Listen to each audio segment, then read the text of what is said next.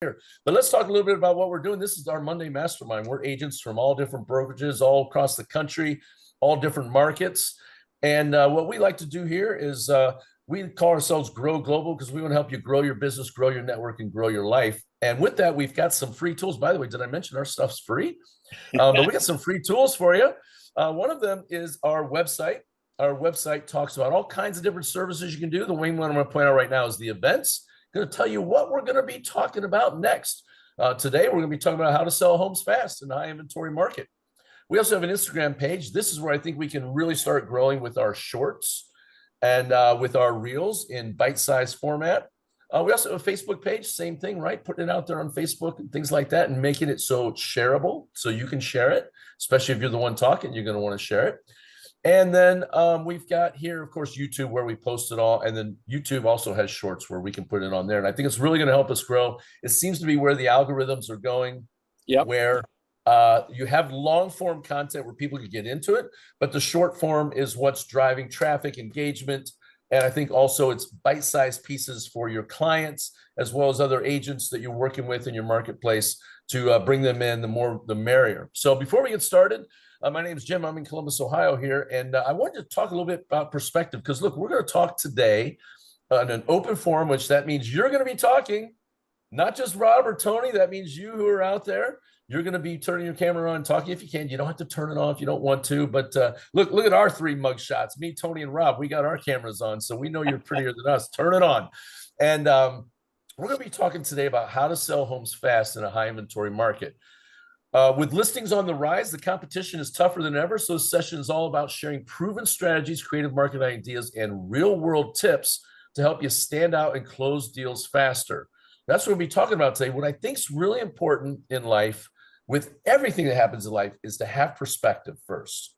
For those of you who aren't grizzled old veterans like me and Tony and Rob, been around decades and decades, maybe you think right now as an agent, it's a really bad time that's going on, but I want to show you some things. I want to show you, first of all, where we've been, and so you get an idea of where we're going, so you can get this message out. I would encourage everybody on here to do a social media today, talking about what has the nationwide real estate inventory been over the last 20 years. It's a good idea when looking at real estate, we all know this, is to look at the long term, right? Any type of data set you look at, if you look at too short of a term, can skew your viewpoint and your vision. You need to look at things in the long term. So over the last 20 years, there's been significant volatility. Imagine that, right? From a pre-recession high in the mid-2000s to a record low just in 2022, just a few years ago, before beginning to increase again. So let's take a look at it. Peak inventory actually hit nationwide 4 million units in July of 2007. 4 million homes available for sale. Wow. Back in Columbus, Ohio, back then, we had like 3 years inventory. If not a single other person listed at the rate homes were selling, it would have taken us 3 years to burn through the inventory, right? And I'm probably sure you had something like that in your market. The Great Recession, which was the bubbles collapse triggered by the subprime mortgage crisis in 2008, caused housing starts to plummet. Now listen, housing starts, those are new builds. Builders stopped building, okay? That created a problem because what happened during the 2010s, this is after 2008, during the recovery, it was a slow recovery. So new construction was suppressed for years. Builders didn't want to build. Housing starts remained below the levels of the 1980s and 1990s. Think about that. We were building less homes in 2012, 2013, 2014 than we were in the 80s and 90s. And as we know, they keep making people. It's a weird thing. I must be in the water or something, Rob, Tony. The people just keep getting produced. I don't know where they come from. But anyways, we saw the inventory decline from 2009 to 2019. Existing home inventory, it steadily fell, dropping 50% almost across the country. Single-family home inventory went down 48%. Condominium inventory went down 57%. Stop building condos a bunch, right? So we hit a historic low, which ended up happening because what happened in 2022? Oh my gosh, the government went nuts, lowered the rates too friggin' low because of the pandemic, and we saw people getting 2% and 3% interest rates, and it squeezed every single buyer that was on the fence came out and bought. Now, remember, the inventory was already low. So what happened? We hit record low homes. record low of 860,000 units for the entire 350 million people in the United States. That's not good, right? It came from the pandemic era, buyers taking advantage of historically low mortgage rates. And so there's been a rebound beginning in 22 and 23 is a resurgence in new home construction. So builders started building again, like, oh my gosh, we got to get going. And see them building in places like 06 and 07. Okay, this is important for you to know as a real estate agent, but more importantly for you to convey this to your marketplace, because as we know, every market's different. You can't just listen to the national headlines. In fact, you can almost need your people to ignore the national headlines. You need them to really ignore your state headlines. And really, even in your city, we have to focus hyper locally. What's that mean? Well, even in the city, you can have different pockets, different neighborhoods. Literally here in Columbus, even different streets. One street can have a waiting list of people waiting, and 2 streets over, they can be flooded with inventory. And we know that, and that's a great, by the way, a great message for you to get out to your clients. This is why you need to use a realtor. Rob, you gave an example earlier. What's the big Z word that just tanked because they were trying to do national numbers? Zillow was buying their own houses at their own appraisal rates, and they were losing their shirts. That's a nice way of saying it. They lost something you sit on, but it's a family-friendly show. We won't use that word, right? They just got crushed because real estate's hyper-local. You can't appraise a home from the other side of the country unless you're there and you know the marketplace, and that's why realtors will never be replaced. So now what happened? We hit record low in inventory, and then all of a sudden what happened? High interest rates came in. One of the fastest increases in interest rates in the history of real estate. And we got people here that are on here have been doing this 40 years. Mm-hmm. I'm going on 30. Rob and I are going on 30. Tony Williams started when he was 5 years old. He's got 40 years under his belt. But the construction boom came in. So you got the construction boom coming in. You got the rates going up like crazy. And then what happens, right? Our inventory starts to climb. And here's where we are. I'm going to show you a graph in a second, which is going to be perfect, just so you understand. So the inventory is climbing, but we're not in a panic situation as agents here. We need to understand what's going on. So here's a great graph for you that you can use. This helps give perspective to what's going on. What has been happening since December of 2024? What can everybody say on this graph right here? It's going up, right? Yeah. It's going up, and it looks like it should be panic time. It looks like that. But now when you put it in perspective, look at a 3-year graph. What's that look like? Oh, I mean, it's going up. It hit the bottom right down here, right, in December 22. Really bad. And it's been going up, kind of a roller coaster. But look at the 5-year. Holy cow. It was like a roller coaster ride, right? Over the last 5 years, up, down, up, down, up, down. But look at the 10-year. When you see the 10-year and you take these troughs and peaks and you kind of do a line, what's it been doing? It's kind of still down, right? And so I wanted to share that because, and this is, by the way, is a graph you can go out and get. Just for the record, I didn't pay the subscription, so I can't give you the max and show you what's going on. They wanted money for that, and I'm too cheap to spend money on that, so I went free. So I wanted to start us off talking about that. As agents, we always need to have perspective of what's going on. There's Donnie Morrow on here, superstar on here. We're going to get him a chance to talk today too. Let's talk a little bit about, first of all, we need to get the word out to our clients as to what's going on and give them perspective in the marketplace, but also hyper-locally talk to them about what they need to do because inventory is going up. And the problem is, everybody knows as a listing agent, is you don't want to chase the market. And right now, if you price in properly, you can be chasing the market. So who wants to start us off today with our topic about what to do in a market where you have rising inventory? Now, I know some of you, your inventory is still going down. Like I think maybe Chicago's probably still in that boat in certain neighborhoods. But who wants to start us off here? You got some rising inventory. Who wants to give some perspective and some ideas for people, how to sell a home, how to get price decreases? Let's talk about that. Who wants to start? Tony Williams. You want to start with us? Come on, baby. Get us going. Well, yeah, you know, I could probably tell you in the past 5 years, maybe on one hand, how many listings have expired. But we've recently had 3 different listings expire. And I think a lot of this is because we haven't adjusted fast enough to the market. Like you're saying, there's more properties coming on the market. So we've got to make sure that we educate our sellers appropriately. Right now, it's getting to the point where there's competition out there because of the number of listings that are coming on. So I really, this kind of drifts into the buyer side, but the buyers are really, watching interest rates. Therefore, they're watching their monthly payments, trying to check what they can afford. So I go back to my seller and I tell them, let's build in enough when we list where we can be competitive if we want to use a buy down for that buyer or if we want to adjust something in closing costs. So in my net sheets, I'll put, this line item that, and I'll tell them no one sees this.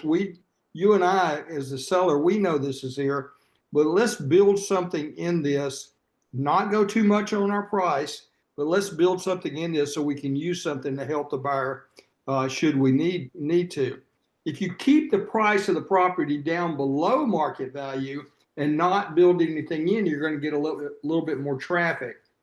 But at the same time, you're going to find that you're going to get more deals worked out. If you can, say, build in 2%, a $500,000 house, got $10,000 built into that price for negotiating or buy downs or closing costs or whatever it may be along those lines, they may or may not have to use that. So, that's what I'm trying to do right now is make sure I'm not going up too high while at the same time building something in that might help that buyer get them across the line.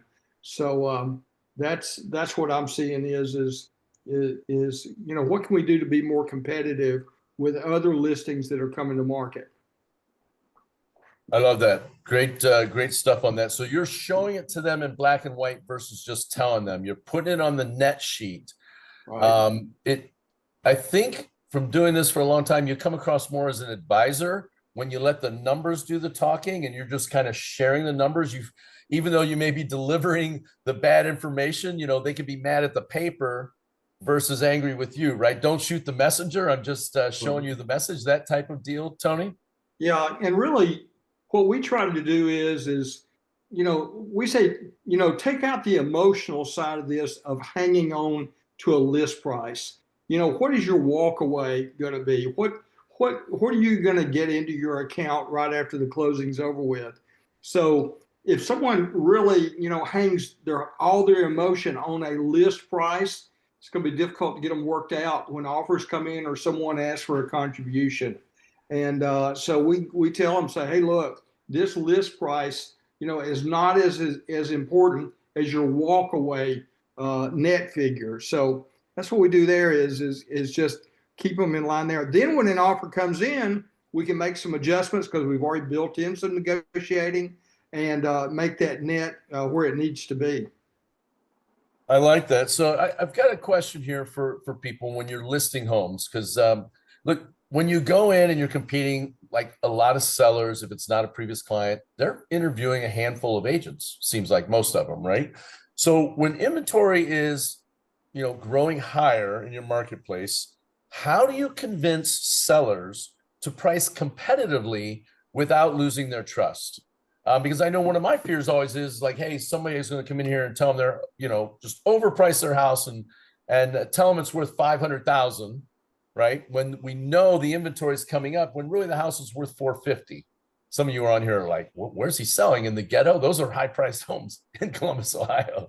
But maybe where you're at, it's not. But the fear of another agent coming in, so you don't want to lose their trust by giving them an honest answer. What do people think when inventory is high? How do you convince sellers to price competitively without losing their trust? Who wants to take that one? Donnie Moore, I know you're a big listing agent. Yeah, first of all, I don't worry about what other agents say. You know what? I'm going to lose some to some other agent. I do think you need to have objection handlers ready that if they object to the price or they say that another agent said, well, I can sell for your price, you can be able to say, well, great. If you're just going by price, I'll just tell you $1 million and we'll go ahead and sign right now, right? But you do want me to be honest with you, don't you? So, I think you got to be good with objection handlers in that regard. More than that, what I'm doing, if at all possible, if I can get the comps, I'm pricing in much tighter time frames, meaning I'm not going back 6 months. I'm going back 90 days or even 60 if the comps are there so that I'm on top of the market. If you can go back 90 days and your prices are declining, you can always go back 90 days and show them how prices are coming, 6 months and show them how prices are coming down and say, hey, it's more important than ever that we are at the right price because we don't want to be chasing this market down. So I think that's powerful. I also take a note of every price reduction on every comp. So I say things like, hey, they started at 450, they lowered their price to 425, and then they sold for 420. Notice how they didn't get more money just because they were asking a higher price, right?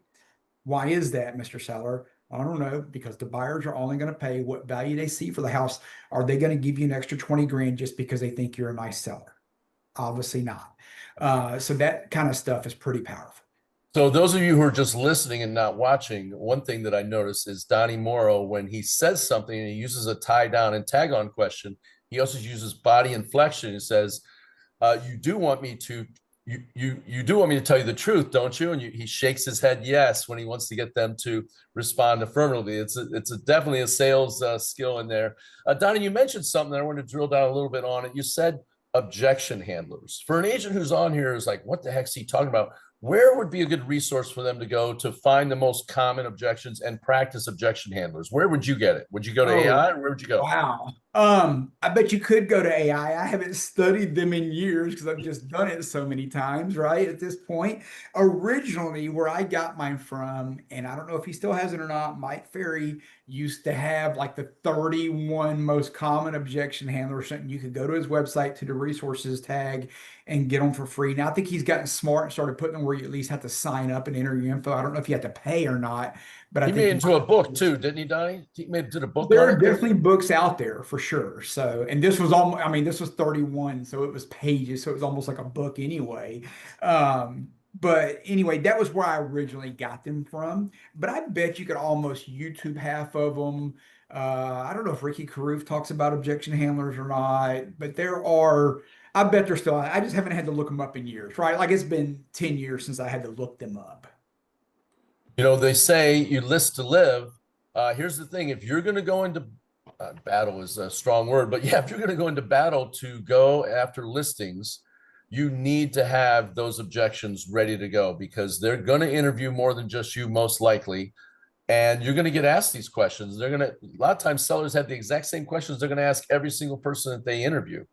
And you better be ready to answer them properly. I love the fact you said that. You do want me to trust you, don't you? And I love the fact that you showed them. You just tell them. Now, Tony just said that too. He doesn't just tell them, he shows them. Donnie, you show them, like, look at this comp and how many times they had to reduce their price. You go into the history and take the history of that property with you. That's great. I'm stealing that from you, by the way. And, yeah, and I actually learned that early on because nobody had equity when I got my license. In 2013, people were upside down.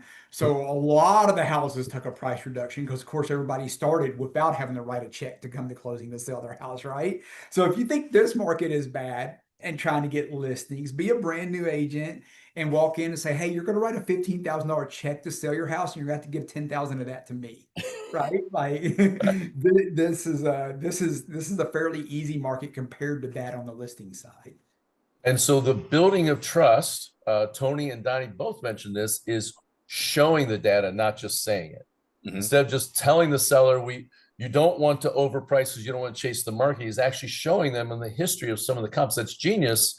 You let the data build the trust behind you as the list agent when you go in there. So I love that. Who else wants to got something on that? That when the inventory is high, how do you convince sellers to price competitively without losing their trust? I love showing the data. Anybody got anything they want to add to that? Everybody's gonna be quiet. Nobody wants to be put on the shorts on social media when we chop this thing up, I guess, huh? Let's talk a little bit about marketing. Let's talk about marketing, right? Because let's face it, in 22 and 23, a trained monkey could sell real estate, right? It wasn't too tough. You put a sign in the yard and you had 11 offers and you took the one that was the highest, the best, 100,000 over list, and you looked like a champ and a hero. Now, there's some bad habits that you may have learned during 22 and 23 that you got to get rid of. You got to do some marketing now. So let's talk about some creative marketing tactics that somebody out there might be using. to help your listing stand out in a more crowded market? Who wants to talk a little bit about that? Don't be shy. This is where you get a chance to shine, and you're going to be put on national social media with us out there, giving away your tips and tricks. Rob Campbell, how do agents you coach? Tony has his hand raised. Let's go to Tony. Okay, Tony, go ahead. Okay. How I do things is one thing I always try to do, and I'm leaning more on AI to do this, is to help when I go in have better ideas for how to say things and to show them things.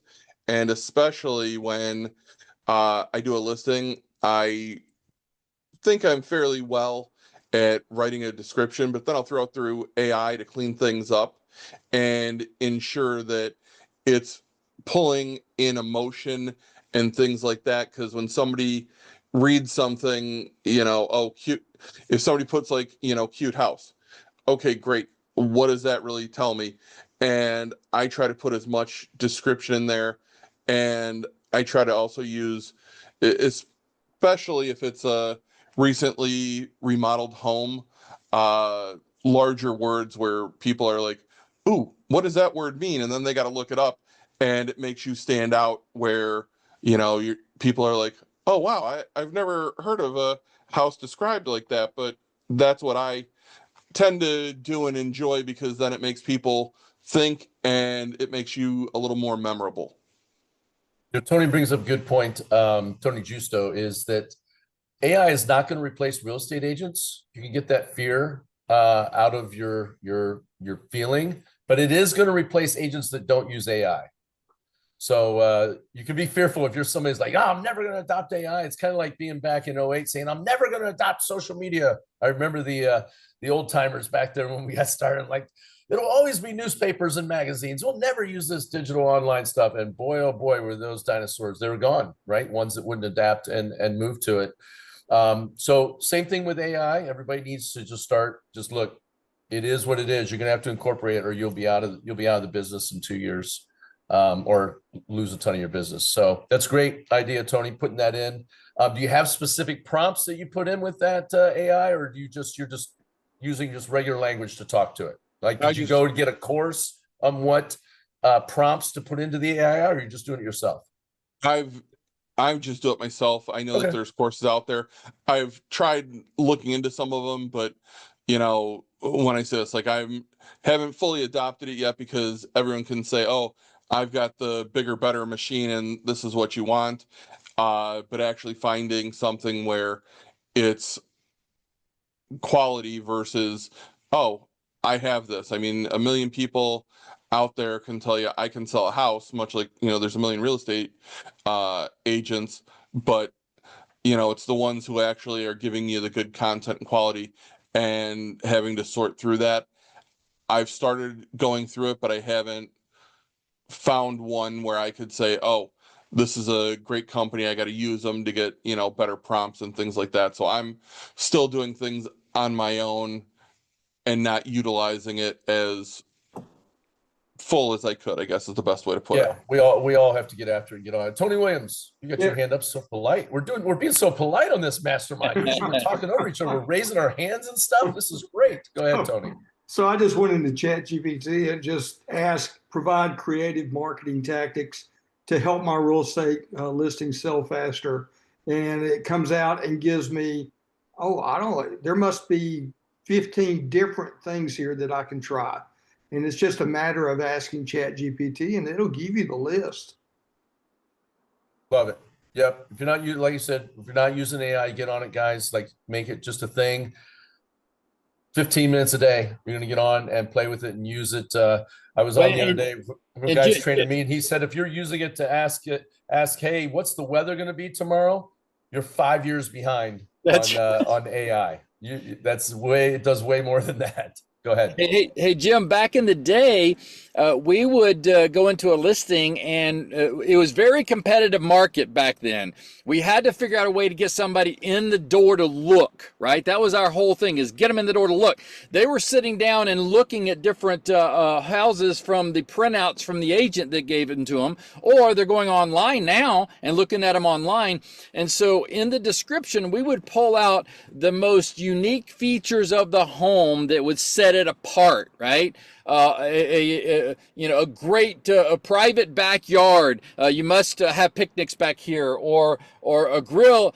Built-in entertainment area in the back with a fire pit. A fully finished basement, perfect for your parties and everything. Come see the pre-set up bar, whatever. Something that was unique and different that would make it stand apart from all the other homes, so that people in their mind, when they're reading the description, will say, "I need to look at that house." Because your first job is to get them in the door and to look. Once they're looking, now you can start, getting them to say, "Hey, put this as, I want you to be one of my top people," and make a bid on the house. So then you get a bid going and you can start negotiating. But the whole idea is, how can we get them in the door? What can we make this home look so spectacular that they want to come look?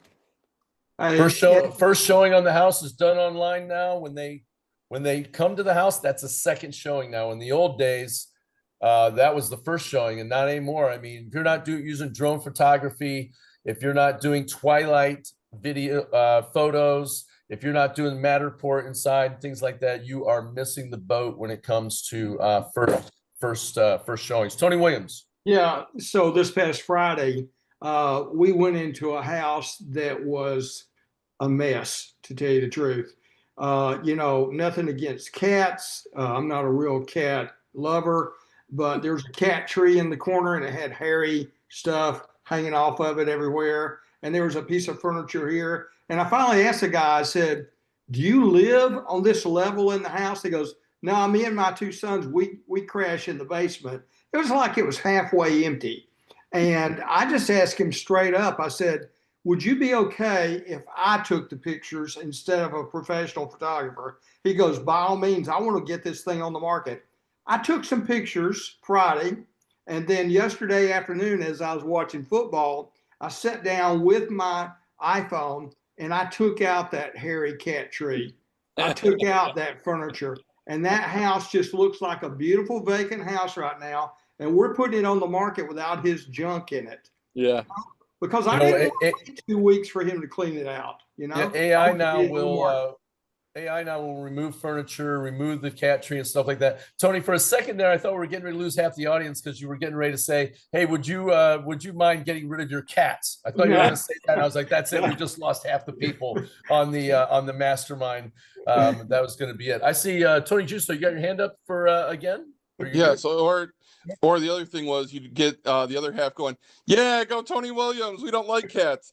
So the other thing I wanted to say is, with AI, you don't have to be an expert. If you put something in there and you get a response, usually it'll ask you if you want more, and you can always ask more questions. Also, there's a million free versions out there, but they're getting less and less where you can put different prompts in, like it'll cut it off at, let's say, 10 queries. So you might want to start looking into paid subscriptions to where you can get unlimited, and it makes life a lot easier for you. Love it. Love it. Love it. So I got a question for people that are out there, because everybody's in a different market. In your market, are most people paying cash, or are most people getting a mortgage? And if they're getting a mortgage, are you utilizing rate buy downs, things like that, to sell payment and rate versus the price, right? Because I think when people are buying cash, depending on your market, obviously the price is the most important thing. But if they're payment buyers, just like when you go to a car dealership, the payment's the most important thing. What's it like? Who wants to talk about out there, their market, what's going on? And go ahead and tell us your market, where you're at too. I know Donnie Morrow's in Memphis, Tony Williams in Atlanta. Where are you out of, Justo? Chicago, the southwest suburbs of Chicago. And I'm seeing a lot more mortgage buyers for what I deal with versus cash, which You know, it's one of those things where you are absolutely correct. They're just looking at their payments, and, you know, it's a lot easier to me. It's easier when it's a cash deal versus payment, just because, okay, hey, this is all the cash I have, but, you know, you got to work with what you got. We had a builder here in Columbus, Ohio, jacked their prices up, but lowered their rate to 299 fixed rate, and they're blowing the doors off because everybody hears 299 rate, right? And that's their marketing piece on here. But they jack their prices, but build it into the rate, things like that. Anybody else who's got a market out there where you're doing some creative financing type stuff? Who wants to talk? Otherwise, you're stuck hearing me, Tony, and Rob talk all the time. The Tonys. Anybody doing anything like that? Here, could I make a recommendation? Maybe if you have a listing that is having a tough time selling and things like that, that you talk to them about doing a rate incentive, giving you something to market. Maybe you're in a subdivision where a lot of the houses are similar and you've got several that are like it. Instead of decreasing the price, maybe you do something with the rate. Now, our disclaimer here, all of us are in different states, different markets. Make sure that what you hear when we're on here talking and recommendations and things like that follow, of course, your state laws. If you don't know how to work it, get yourself a good lender, run a potential rate 2-1 buyout or something like that. Look, when we started in the late 90s, early 2000s, we sold every house we sold was on a 2-1 buy down, right? And if you don't know what that is, check that out, right? Where you stair step people into the fixed payment. It's not an arm. First year, the rate would be 4.5%. Second year, the rate would be 5.5%. And then years 3 through 30 would be 6.5%. And we stair step people into it because hopefully they get their finances in line. That initial cash outlay, the blow's been softened on that. And maybe they get a raise or two, hopefully, as they're going, they're able to stair step into that payment. And it worked out really well for people getting them into the house. Is anybody using those right now? 2-1 buy downs? A lot of builders are doing them. I know that. Anybody else out there? Them some, but we haven't seen it be super effective. And I think because no matter what concession you offer, going back to what Rob said earlier, you got to get them in the door. When you're marketing, there's only 3 things that buyers have to know whether or not they're going to rule that house in to go look at it or they're going to rule it out. Number 1 is the price. They know the price better than any of us because they're wasting all their boss's money looking at Zillow all day while they're on the clock. And now I'd love to see a study on how many billions of dollars in productivity are lost every year, people looking at houses. Number 2 is the photos. Obviously, if they tell you, oh, in that neighborhood, that's a reasonable price, I'm going to click photos next. Number 3 is the description. But the problem is if you don't lower the price and instead you offer a buy down or something like that, if they don't get past the price and they don't get past the photos, they never get to the description to see that you offered a buy down. So while I think those things are really good, we don't see them be highly effective on a mass scale, especially probably our market may be a little bit more sensitive to it than some because we are a fairly low home ownership type market. Only 26% of our leads that call us can qualify the day they come in. So we do have a little bit higher poverty rate or whatnot here. So that may affect that more. If you're in a market to where they're not as price sensitive, you might be more effective with that. So I think that's something to think about.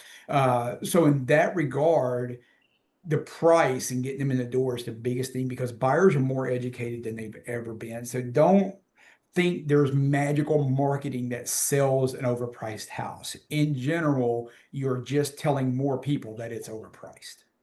But Donnie, you use professional photographer. I know, I mean, guarantee, right? You're not shooting pictures yourself and things like that. Because I don't know if you guys have agents like that in your marketplace. We still have people here that are doing that. Yeah, what's shooting funny the is I pictures listed one of my themselves. own and I took my own photos like a dummy.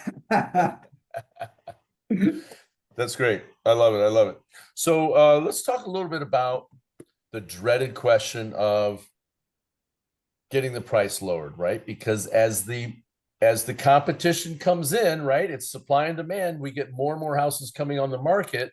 We're going to have to start asking about some price decreases from sellers.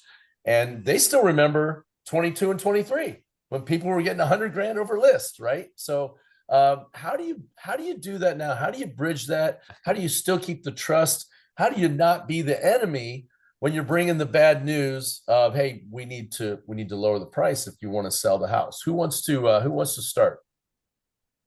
I'll Lots tell of you things this, Jim. I've got to the point now, if a house is on the market for 30 days, hadn't sold, we need a lower price. There's enough inventory coming in our market now where I can put my seller in the car and say, let's go look at the competition. Let's go look in your neighborhood and see why they are lower. Okay. And honestly, we'll go into these houses and they'll have all the upgrades and they're lower.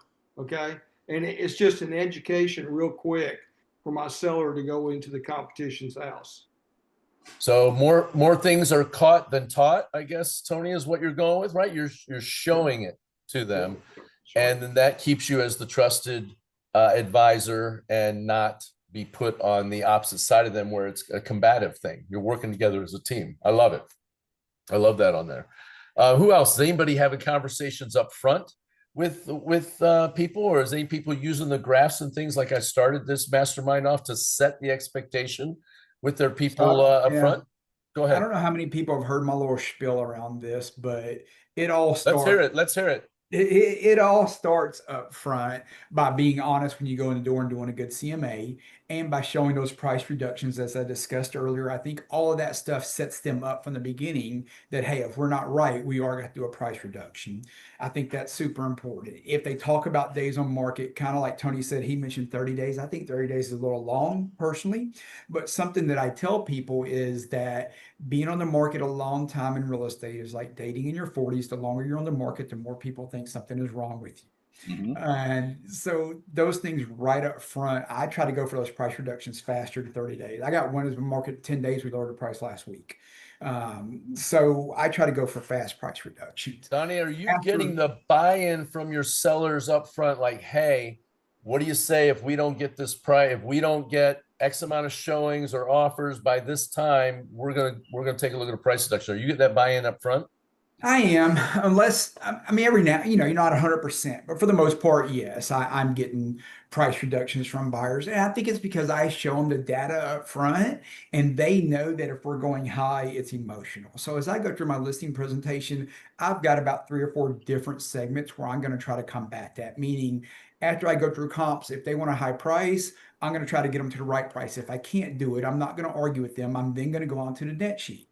After net sheet, I'm going to try to get them to the right price. If I can't do it, then I'm going to go on to marketing. After the marketing, I'm going to try to get them to the right price. If I do that 3 or 4 times and I know they're just not going to go down, I've got a decision to make. Am I going to take this listing or not?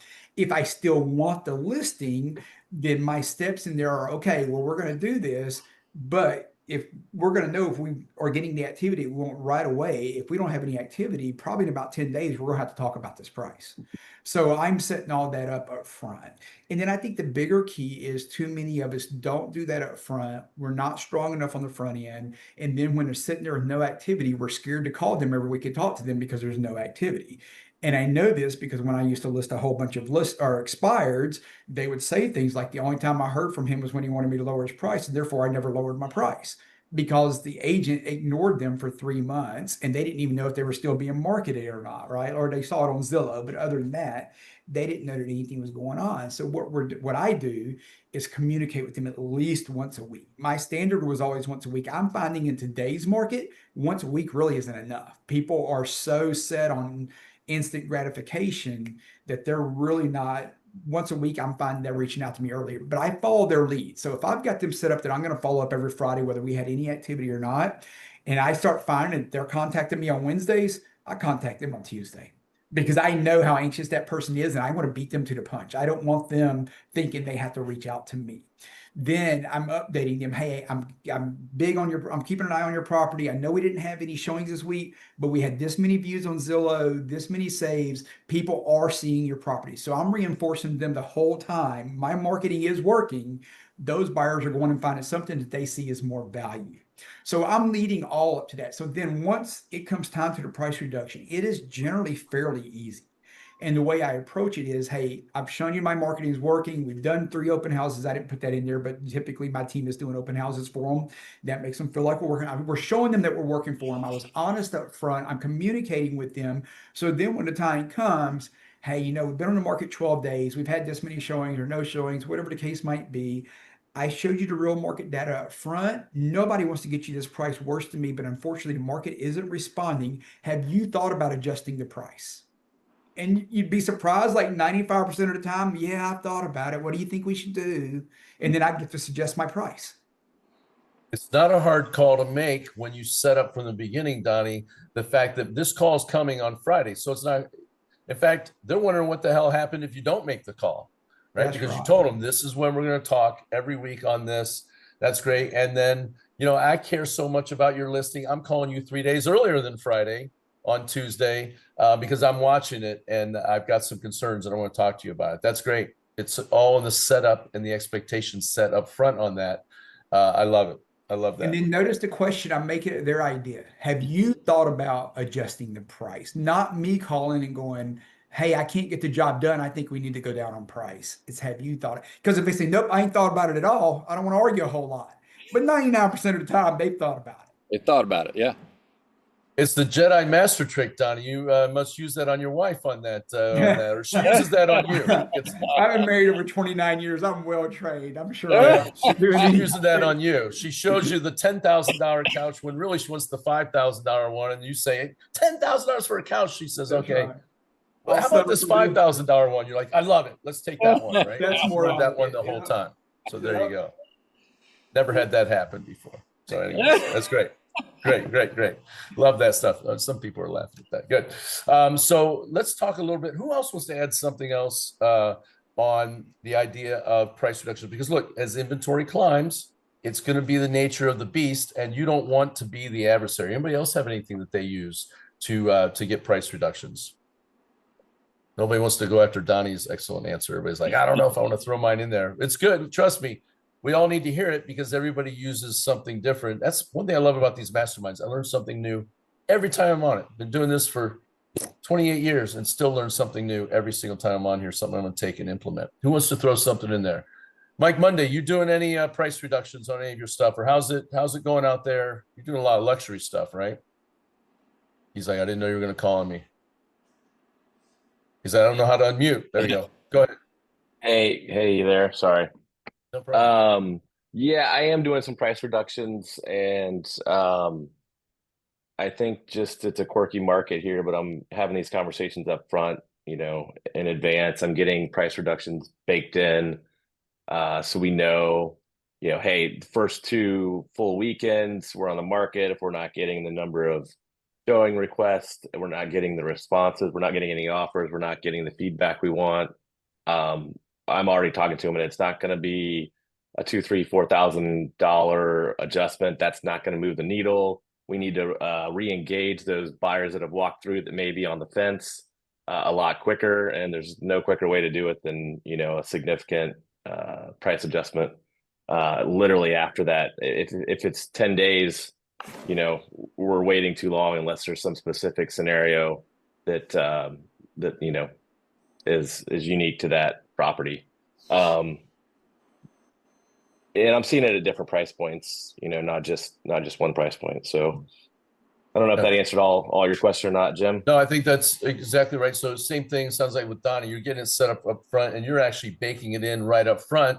Hey, here's our time point. We're going to need to do a price reduction on that and get the buy-in up front on it. Yeah, and I'm not getting a lot of pushback on it either. I mean, everybody wants to maximize the return. Nobody wants to do it more than me for my clients because it's a win-win. So they know that, and I communicate that to them, but it's all about setting that expectation with them that the market will bear what it bears at any given point in time.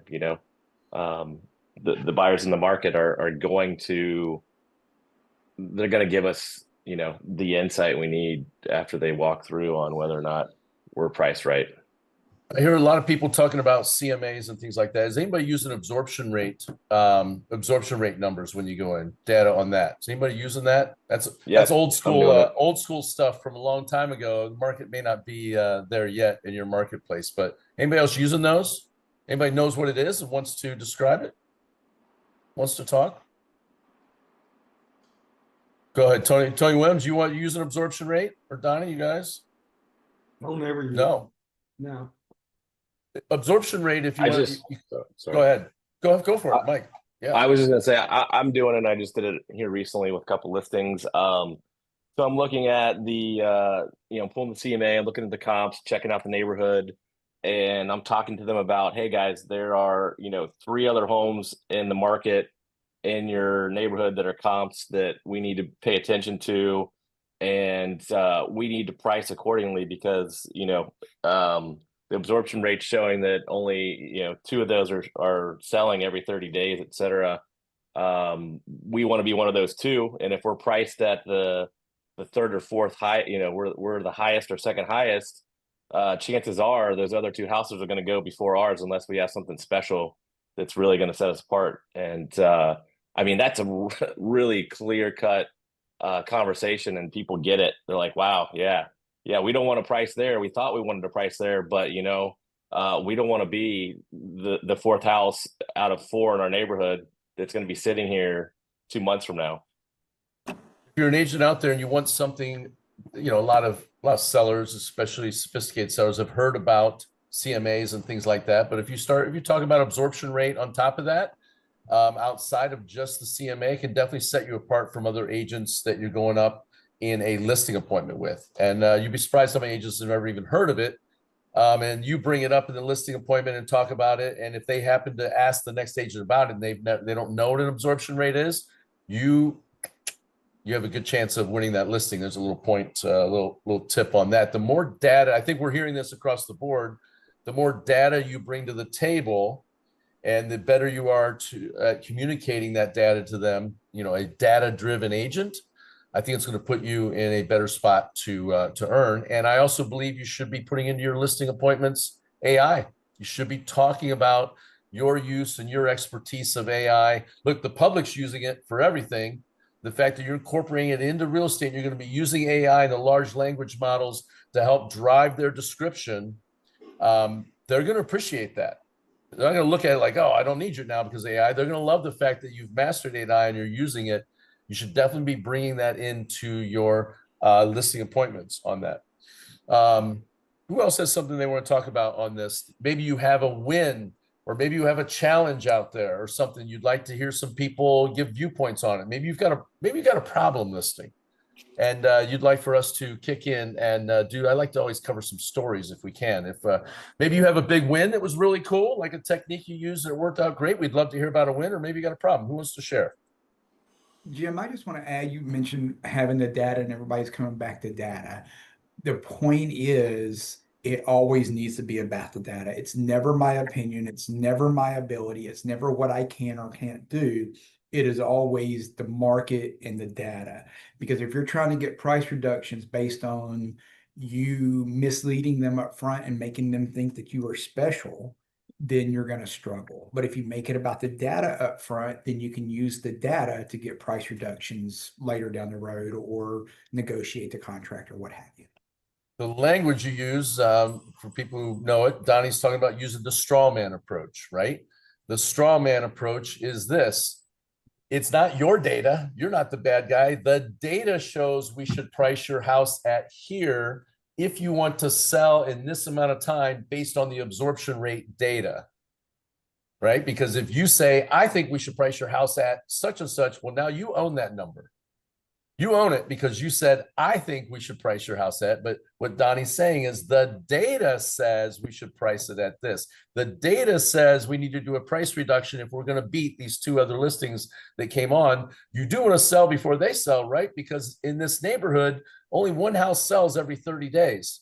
There are 2 others that we're fighting against. That means we have 3 months worth of inventory right now if no one else comes on the market. Do you want to be the next house chosen? Because they're similar to yours. The data says we need to lower our price, right? And that keeps you. I love that, Donnie. That was a great viewpoint on that. The language you use, the precision you use is what sets you apart as a listing agent that is going to survive and thrive when things get tougher on there. Now, one thing I'd like to point out as we're getting closer here, and I want somebody to do some more stories if they can, but I believe, and I want to hear some other people's opinions on this too, that you should be grabbing as many listings as you can right now. I think we're going to see rates come down, and I think whoever can grab a big ton of listing inventory, I think when those rates get in the 5s, I think you're going to see a ton of fence sitters who missed the game in 22 and 23.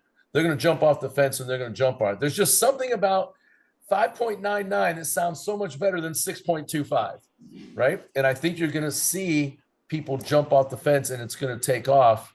And for those of you, if your agents are a little bit newer and you've been having a tough time over the last 3 years, 23, 24, and 25, hang in there. 26 is coming. I think the market is going to jump off, and I think it's going to be in a great shape for many reasons. One of them is going to be because a lot of the people who are sitting on homes that are paid off, I believe the government is going to take away capital gains taxes on primary residences. I think they've got the votes to pass it in Congress. Right now, anything above 250,000 you've made on your home, you have to pay 28% in capital gains on it. That means you have $1 million house, you're going to pay around 175 grand in taxes to the government to sell your $1 million paid off home. No one's going to do that.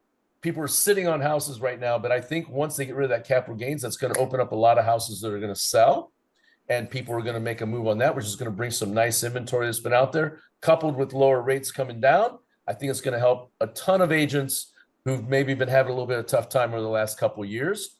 Sales are going to come back, and it's going to come back with a roar, and you want to position yourself by having a lot of inventory. There we go. That was a lot for me to say that. Anybody want to add anything to that? What do you think is going to happen in 26? I think it's going to be rocking. Who else? I'd like to add something, if I may. Go, Tony. One, I'd just like to say, Donnie, you're amazing, and I'm actually used a similar technique, and I'm going to change myself up because what I would say is what I believe according to the data. I'm just going to say the data is pointing and leave it at that and change that up, and I think that will help. So thank you, Donnie. I appreciate that. And huge point. Everybody here can adopt from that one right now. If you're not using that language, put it in right now. And two, here's kind of a big win, good story, feel good.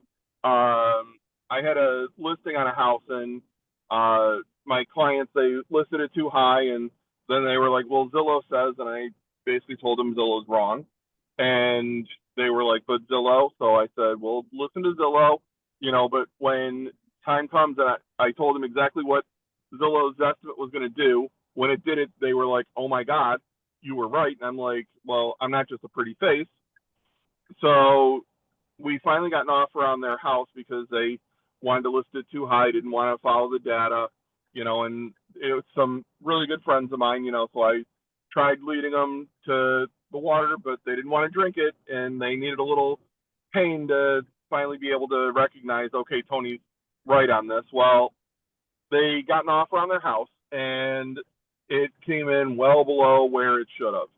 And they were upset, and I said, guys, you got to look at it from this perspective. And I switched it around to show them to look at that it's only a 7% decrease of what their asking price is to what the offer was. So that made them feel a little better.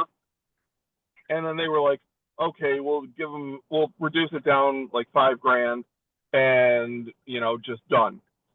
The guy who made the offer increased them up $5,000. They were like, let's just meet in the middle. And I said, whoa. I said, here's what's going on, guys. You're playing, a game where this guy's going to mirror you and you're going to get less money. So I told him, I want you to hang the phone up on me. When I call back, don't answer. And when I call back the second time, pick up the phone like a hobo on a hot ham and cheese. So we got through the first. I called the other buyer's agent, told them my client's hung the phone up on me. They're not very happy with your client's offer. And he's like, that's not good. He ended up coming up even higher than what they were willing to give up. And we got the deal closed that way. Example why sellers and buyers need an agent, because you need somebody in between to soften soften and also to help with the negotiations on it, because a seller would never be able to have that kind of poker face to make that happen. That's a great win. One thing we tell our sellers is, you can win if you want on the pricing battle, and you can be right. And congratulations, you get to keep your house. There you go. Congratulations, you win. You get to keep it. So there you go. They laugh at that one and kind of, they don't like it too much. But anybody want to add something? Go for it.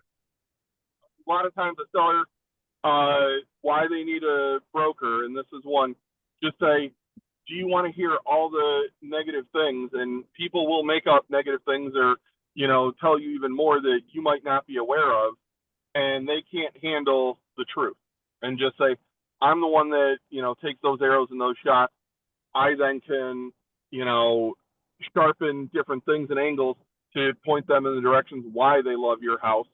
And that's just another tool, because most people in any sort of negotiation, if you're too close to it, you can't handle hearing, oh, well, this bathroom's a little tinier than what I would like, or, you know, I don't like the paint on the walls. And again, sometimes it's stupid things. This house Other smells times like it's cats, actually real. Tony Williams. This house smells like cats, right? You got too much cat fur on stuff. We lost all of our cat people on here. Now, I love that, Tony. Just so you're right. You got to be in there to balance that out. So, hey, next week, before everybody jumps off here, we're getting ready to wrap up. But next week, we're going to talk about how to build a massive referral network and repeat business. Look, you want to stay in this business a long time, you got to learn how to, first of all, be able to get referrals, but also repeat business. That's when the gold and the magic happens, is when somebody you sold a house to comes to you, doesn't interview another agent, asks you to sell their house, and then has you help buy another one. That's the magic in real estate, when you can really start generating wealth and making good money on that. So we're going to wrap up. I think we're done here for today, but next Monday at noon Eastern Standard Time, be on the lookout for us. It may take us a little bit of time to start chopping these up into shorts and video editing it. We'll still, of course, have the recording that you can get onto. So if you heard Donnie Morrow, Tony Williams, Tony Giusto dropping knowledge, and you're like, man, how do you say that again? Go ahead and go to the YouTube channel. It's recorded on there. We'll have that uploaded here in the next day or two. And then we're also start doing some shorts, so you can start sharing them on social media. Bring other agents, invite them on. This is a great way to everybody to share knowledge and learn from each other in different marketplaces, different brokerages, things like that.